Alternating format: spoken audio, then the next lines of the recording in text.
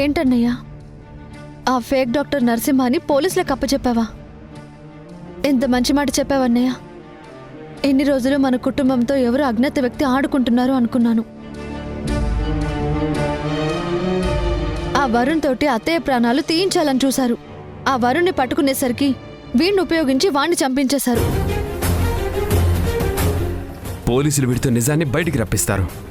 మనకి ద్రోహం చేయాలనుకున్న వాళ్ళు ఎవరో తెలిస్తే వాళ్ళంతా నేనే చూస్తాను.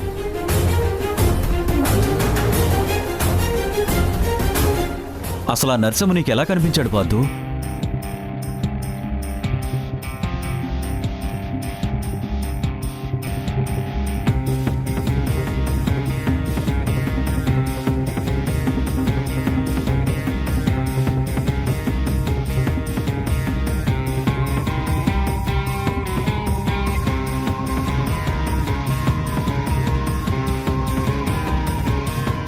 మా బాస్కి ఫోన్ చేశాను, నిన్ను ఏం చేయాలో వస్తున్నారు.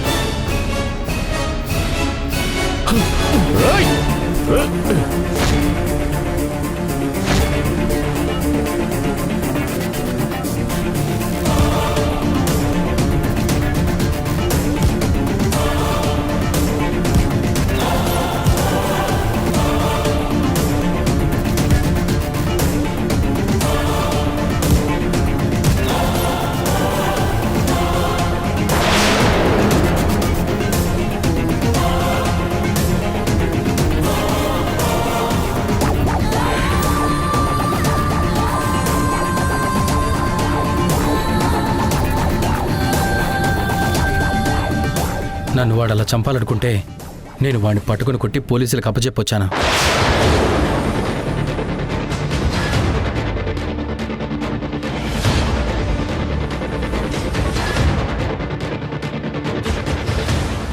అమ్మ వాడి కాలు ఇరిగిపోను, వాణ్ణి పోలీసులకు అప్పగించి మంచి పని చేసావు పార్థు. వాళ్ళు తలుచుకుంటే చిన్నప్పుడు తాగిన ఉగ్గు పాలు కూడా కక్కిస్తారు. ఇంకా నిజాన్ని ఎక్కడ దాచగలడు? చాందిని, ముందు పార్థం లోపలికి తీసుకెళ్ళి ఆ దెబ్బలకి మందురాయ్. కార్తీక్, మన పోలీస్ స్టేషన్కి వెళ్దాం పద. అత్తయ్య, నేను వస్తాను. నువ్వెందుకు భాను? నువ్వు ఇంట్లో రెస్ట్ తీసుకో. లేదత్తయ్య, ఆ నిజాలేంటో నేను తెలుసుకోవాలి.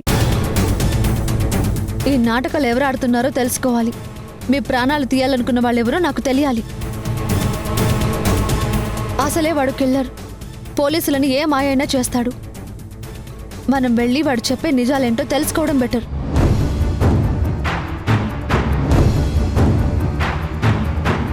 సరేరా, రా పార్థు.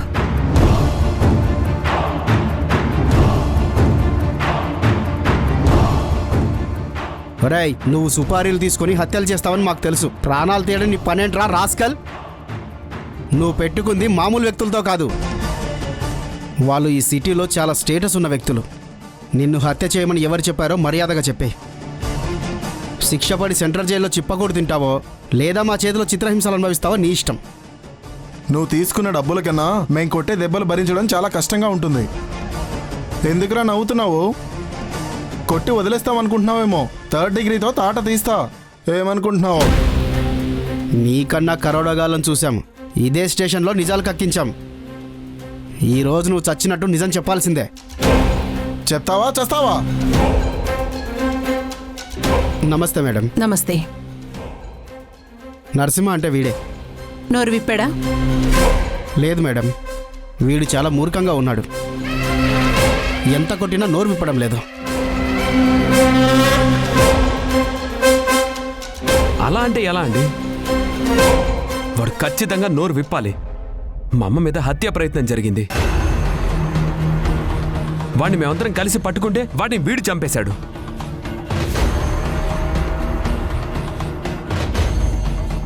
అంటే ఆ క్రిమినల్ నీడలాగా మమ్మల్ని వెంటాడుతున్నాడనే కదా అర్థం. ఇక్కడ జరుగుతున్న ప్రతి విషయం వాళ్ళకి తెలుస్తుందనే కదా. ఆ తెర వెనుకున్నదెవరో వీడికే తెలుసు. వీడు నిజం చెప్తే ఆ నిజమైన క్రిమినల్ ఎవరో బయటపడతారు. అవును సిఐ గారు, ప్రతి క్షణం ఊర్మిళకి ఎటువైపు నుంచి ఏం జరుగుతుందో అని భయపడుతూనే ఉన్నాం.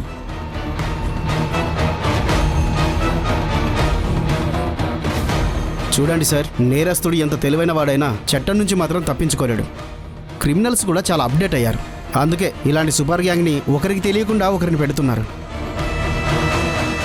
వాళ్ళు ఎక్కడో ఉండి ఈ నాటకమంతా ఆడిస్తున్నారు.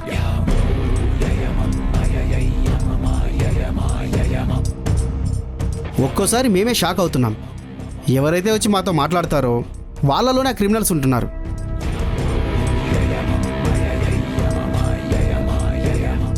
సో వీడు దొరికాడు కదా, ఆ మూలస్తంభం ఎవరో మేమే బయటికి తీసుకొని వస్తాం. చూడండి సార్, మీరే చెప్తున్నారు కదా వాళ్ళు ఎంత తెలివిగా హ్యాండిల్ చేస్తున్నారో. అంటే అసలు నేరస్తులు బయటకు వచ్చే వరకు మా పక్కనే మృత్యు ఉందని అర్థం కదా. ఎదురుగా 100 మంది వచ్చినా మేం కాపాడుకోగలం. కానీ ఇలా వెన్నుపోటు పొడిచే వాళ్ళతో ఎలా సార్ కాపాడుకునేది? వీడంతు తేలిస్తే గానీ అసలు వ్యక్తి ఎవరో బయటికి రారు.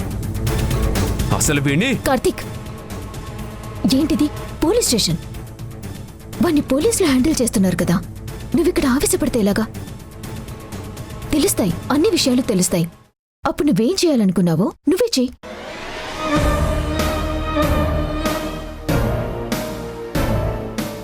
అంతేకాని ఇలా స్టేషన్లో అర్జునంత మాత్రాన ప్రయోజనమేమీ ఉండదు కదా. అవును సార్, వాడు ఎంతవరకు నోరు విప్పకుండా ఉంటాడు? వాడి వంటి మీద లాఠీలు విరిచైనా సరే వాడితో నిజానికి అక్కిస్తాం.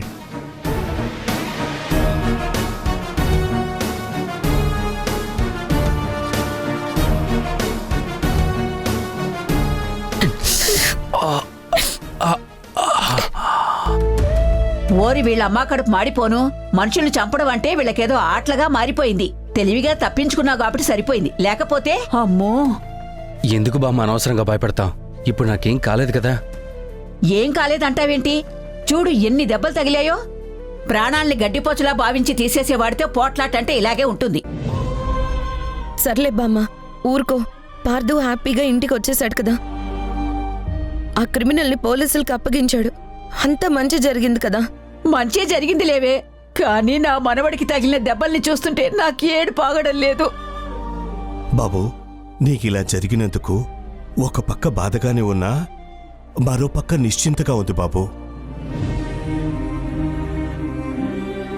ఎందుకంటే ఆ రౌడీ విధవ బయటే తిరుగుతూ ఉంటే ఊర్మిళ ప్రాణాలకి ఏనాటికైనా ప్రమాదమేగా. వాణ్ణి తెలివిగా పోలీసులకు పట్టించి మంచి పని చేసావు బాబు. ఊర్మిళ ఎప్పుడు నిన్ను అల్లుడు కాదు పెద్ద కొడుకు అంటూ ఉంటుంది. ఖచ్చితంగా ఓ కొడుకు ఏ పని చేయాలో ఆ పని చేసావు బాబు. శివ ఉండున్నా ఇలాగే చేస్తుండేవాడేమో.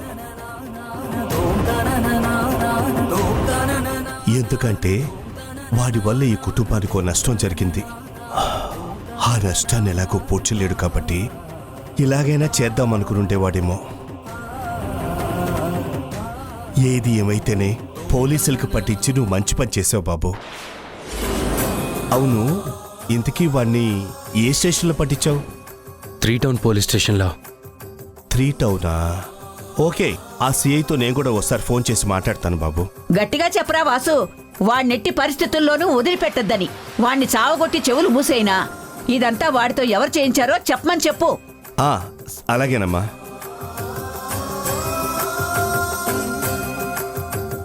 చాందిని, వేడివేడిగా పాలు కాసి తీసుకొస్తాను. ఆ టాబ్లెట్స్ పాలతో వెయ్యమ్మా. నీకెందుకు బామ్మ శ్రమ, నేను తీసుకొస్తాను. నేను తీసుకొస్తాను లేవే, నువ్వు వాడి సంగతి చూసుకో.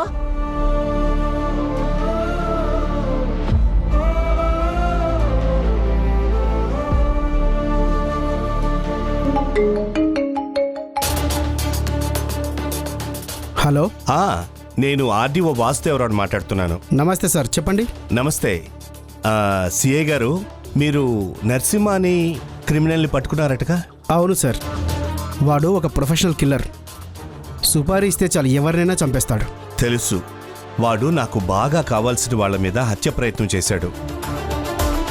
అసలు వాడి వెనకాల ఎవరున్నారో, ఇదంతా ఎవరు చేయిస్తున్నారో, వాళ్ళ మోటివేట్ అన్నీ జాగ్రత్తగా కనుక్కోండి. అలాగే సార్. చూడండి, ఇలాంటి వాళ్ళు తప్పించుకునే ప్రయత్నం చేస్తారు. వాడికి అలాంటి అవకాశం లేకుండా చూడండి. మ్యాటర్స్ని బాగా స్పీడప్ చేయండి. చూడండి, కావాలంటే నేను కమిషనర్ గారితో మాట్లాడతాను. అయ్యో, కమిషనర్ దాకా ఎందుకు సార్? మీరు చెప్పారు కదా, నేను చూసుకుంటాను. ఓకే, నాకు ఏ విషయమో అప్డేట్ చేయండి. ఓకే సార్, అలాగే.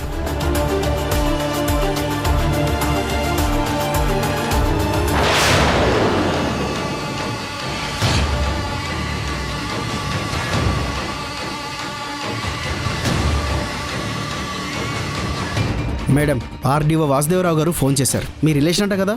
అవును, ఆయన మా అన్నయ్య. నాకేం జరుగుతుందో అని ఆయన చాలా భయపడుతున్నారు. ముందు వీడు నోరిప్పాలి కదా. చూడండి సిఐ గారు, వీడు డబ్బు తీసుకుని హత్య చేసేవాడని మీరే చెప్తున్నారు. అంటే అవతలి వాళ్ళు ఎంత డబ్బైనా ఇచ్చి హత్య చేయించగల సమర్థులనే అర్థమవుతుంది కదా.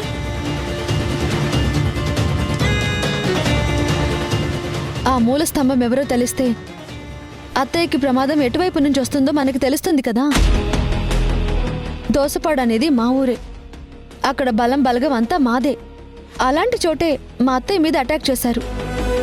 మేము పట్టుకున్న నిందితుణ్ణి మా కళ్ళ ముందే వీడు చంపేశాడు.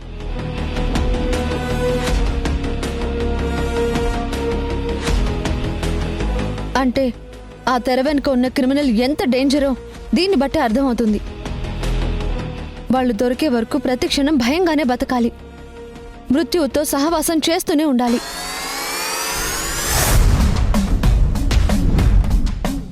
ఆ క్రిమినల్ ఎక్కడో దూరంగా ఉన్నా పర్వాలేదు, అత్తయ్యని మేము కాపాడుకోగలము. కానీ వాళ్ళ అనుక్షణం మమ్మల్ని గమనిస్తున్నారని అర్థమవుతుంది కదా. మా ప్రతి అడుగు వాళ్ళకి తెలుస్తుంది. కంటికి రెప్పలా మేము కాపాడుకుంటున్నా కాటు వేసేవాడు ఎటువైపు నుంచి వస్తాడో అనే భయం మాకు కూడా ఉంది. చూడండి మేడం, మీ అందరి భయాన్ని మేము అర్థం చేసుకోగలము. మీ ఇంటి మనిషే కదా చాలా రిస్క్ చేసి వీడిని పట్టుకున్నాడు. ఇక మీదట మీరు భయపడాల్సిన అవసరం లేదు.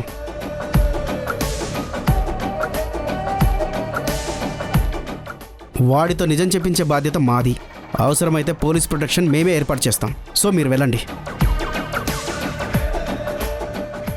సిఐ గారు, వాడితో మేము మాట్లాడాలి. ఒక్క అవకాశం ఇస్తారా?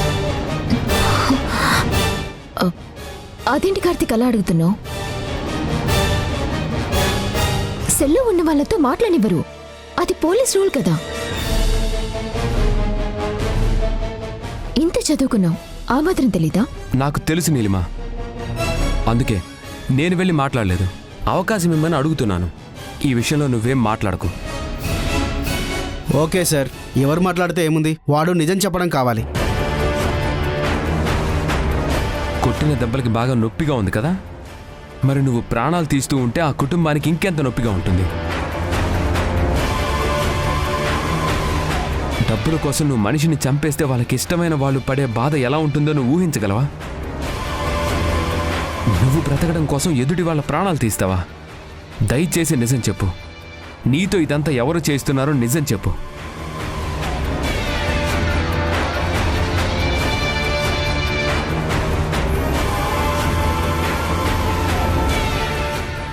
అడుగుతున్నారు కదా, చెప్పు. చూడు నరసింహ, నువ్వెంత క్రూరుడువైనా నీకు ఒక కుటుంబం ఉండే ఉంటుంది కదా. వాళ్ళని బాగా చూసుకోవడానికే కదా నువ్వు ఈ పనులన్నీ చేస్తున్నావు. నువ్వు వాళ్ళని చంపాలనుకున్నట్టు ఎవరో నీ వాళ్ళని చంపితే అప్పుడు నీ పరిస్థితి ఏంటి? ఆ బాధ నువ్వు అసలు ఊహించగలవా? ఎవరిదైనా ప్రాణమే. ఒక మనిషి ఉంటే తనను అభిమానించేవాళ్ళు, ప్రేమించేవాళ్ళు ఉంటారు. కానీ ఆ ప్రేమించే వాళ్ళు దూరం అయితే ఎవరు తట్టుకోలేరు. అందుకే అడుగుతున్నాము, దయచేసి నిన్న పని చేయమన్నది ఎవరో చెప్పు.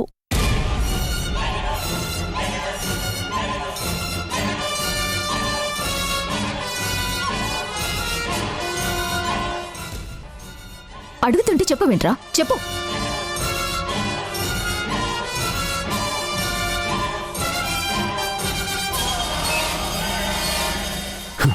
ఏంట్రా నవ్వుతున్నావు?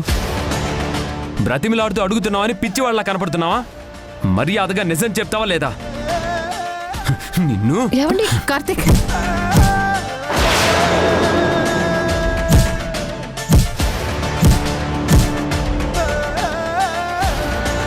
సార్ ఏంటి సార్ ఇది? అందుకే బయట వాళ్ళని మేము లోపలికి రానివ్వం. ఇప్పుడు మీరు వాడి మీద మిస్ హ్యాండ్లింగ్ చేస్తే మీ మీద కేసు బుక్ చేయాల్సి ఉంటుంది. Please control sir. బుక్ చేస్తే బుక్ చేసుకోండి, కానీ వాడు మాత్రం నిజం చెప్పాలి. వాడితో నేను నిజం చెప్పిస్తాను. తర్వాత నాకు ఎలాంటి శిక్ష పడినా పర్లేదు.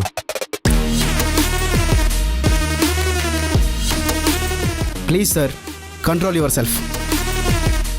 మా డిపార్ట్మెంట్ ఉన్నదే నేరస్తుల్ని పట్టుకోవడానికి, వాళ్ళతో నిజం చెప్పించడానికి. దయచేసి మా పని మమ్మల్ని చేయనివ్వండి.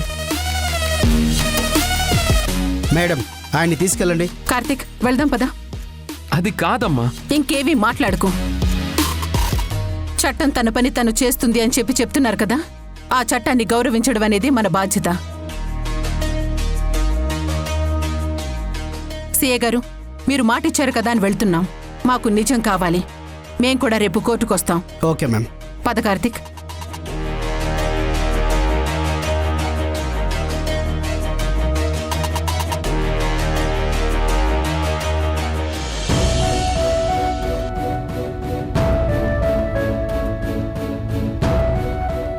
బామ్మ, వంట అయిపోయింది. మీరు వస్తే వడ్డిచ్చేస్తాను. వాసు, ఏమంటావురా? ఇప్పుడే వద్దులేమ్మా, వాళ్ళని కూడా రాని, అందరం కలిసి ఒకేసారి భోంచేద్దాం. వాళ్ళెప్పుడొస్తారో ఏంటో. మీరు బామ్మ పార్దు టాబ్లెట్స్ వేసుకోవాలి కదా. పర్వాలేదు రామలక్ష్మి, వాళ్ళని కూడా రాని, అందరం కలిసే భోంచేద్దాం. దానికంటే ముందు ఆ నరసింహగాడు ఏం చెప్పాడో తెలుసుకునేంత వరకు నేను ఏమీ తినలేను.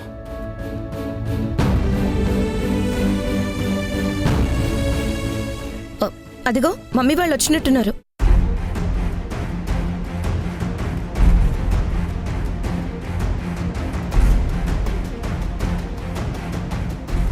అమ్మా బాను, ఆ నరసింహగాడు నోరు తెరిచాడా?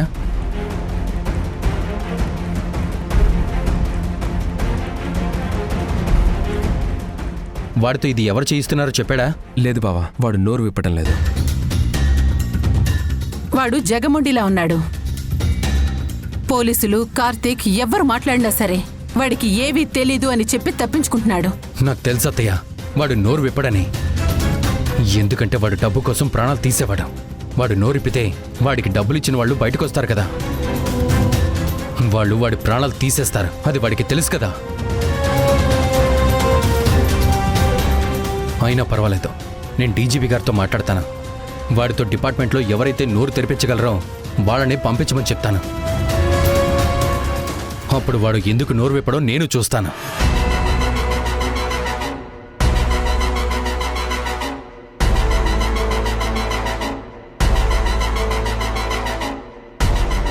చిచ్చి, మా ఐదారు సంతని ఒక విషయంలో ప్రశాంతంగా ఉన్నావంటే 10 విషయాల్లో టెన్షన్ పడాల్సి వస్తుంది. అసలు మన ఇంటికి ఏ దిష్టి తగిలిందో ఊర్మిళ. ఎప్పుడు చూసినా ఏదో ఒక సమస్య వస్తూనే ఉంది. ఏం చేస్తే ఈ పాపం పోతుందో నాకు అర్థం కావట్లేదు. అమ్మా, మీరేవి కంగారు పడకండి, అన్నీ సర్దుకుంటాయి. వాడు పోలీస్ కస్టడీలోనేగా ఉన్నాడు. వాడు ఎన్ని రోజులు నోరు విప్పకుండా ఉండగలరు చెప్పండి? నయాన్నో భయాన్నో ఆ పోలీస్ వాళ్ళు వాడి చేత నోరు విప్పిస్తారు. ఇదంతా ఎవరు చేయిస్తున్నారో వాళ్ళని ఖచ్చితంగా కనుక్కుంటారు. మీరు ధైర్యంగా ఉండండి. రావాలిరా వాసు, వాళ్ళు ఊర్మిళ ప్రాణాలు తీయాలనుకున్నారు. వాళ్ళనంత తేలిగ్గా వదిలేయడానికి వీల్లేదు. నా ఇంటి నాశనం కోరుకునేవాడు ఎవరైనా సరే వాడిని క్షమించేది లేదు.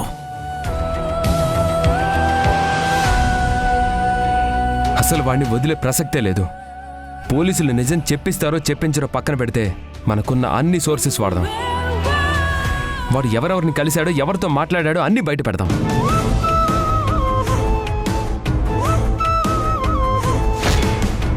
అప్పుడు అజ్ఞాతంలో దాక్కున్న వాడు కూడా బయటకు వస్తాడు. మా అమ్మ ప్రాణాలు వాడు తీయడం కాదు, వాడి ప్రాణాలే నేను తీసేస్తాను.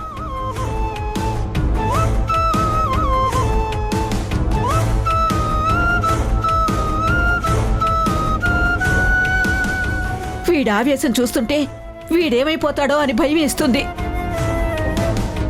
భగవంతుడా, ఆ దొంగ సచ్చినోడు తొందరగా నోరు విప్పేలా చెయ్యి స్వామి. నీకు 101 కొబ్బరికాయలు కొడతాను. వాడు నోరు విప్పే వరకు వీళ్ళు వదిలిపెట్టేలా లేరు. వాడు ఇదే ఊర్లో ఉంటే ఎవరూ కనిపెట్టలేరు అనుకున్నాను. కానీ వాడు ఇంత తెలివి తక్కువగా పార్థ చేతిలో బుక్కైపోతాడు అనుకోలేదు. వీళ్ళ ఆవేశం చూస్తుంటే నా భవిష్యత్ ఏంటో నాకు అర్థం అవుతుంది. వాడు ఎటువంటి పరిస్థితుల్లోనూ నోరు తెరవకూడదు. ఏవండి, అంతా మనకి మంచి జరుగుతుంది. అత్తయ్య మంచితనమే అత్తయ్యని కాపాడింది. మన మీద కుట్ర చేయాలనుకున్నా ఎప్పటికీ ఎవరూ గెలవలేరు. దొరకడు అనుకున్నవాడు దొరికాడు కదా, ఇంకా ఎందుకు టెన్షన్ పడుతున్నారు? 1-2 రోజులు ఆలస్యమైనా వాడు ఖచ్చితంగా నోరు విప్పుతాడు. మీరు అనవసరంగా టెన్షన్ పడొద్దు. ఏంటి బాను, ఓదార్పా? అది కాదండి, మీరు అనవసరంగా టెన్షన్ పడకండి. అన్నయ్య నాన్న అన్ని విషయాలు చూసుకుంటున్నారు కదా అని చెప్తున్నాను. నేనేం చేయాలో ఎలా ఆలోచించాలో నాకు బాగా తెలుసు బాను. నువ్వే నాకు చెప్పక్కర్లేదు. నీ ఓదార్పు మాటలు నాకు అవసరం లేదు. దయచేసి నన్ను ప్రశాంతంగా వదిలే.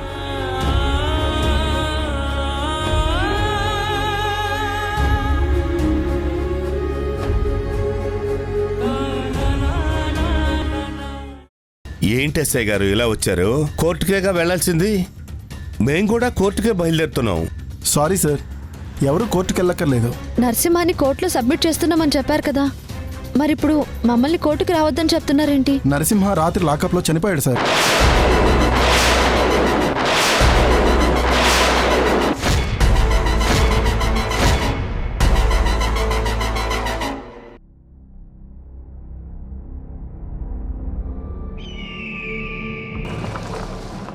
నువ్వు దయ్యాలున్నాయని నమ్ముతావా?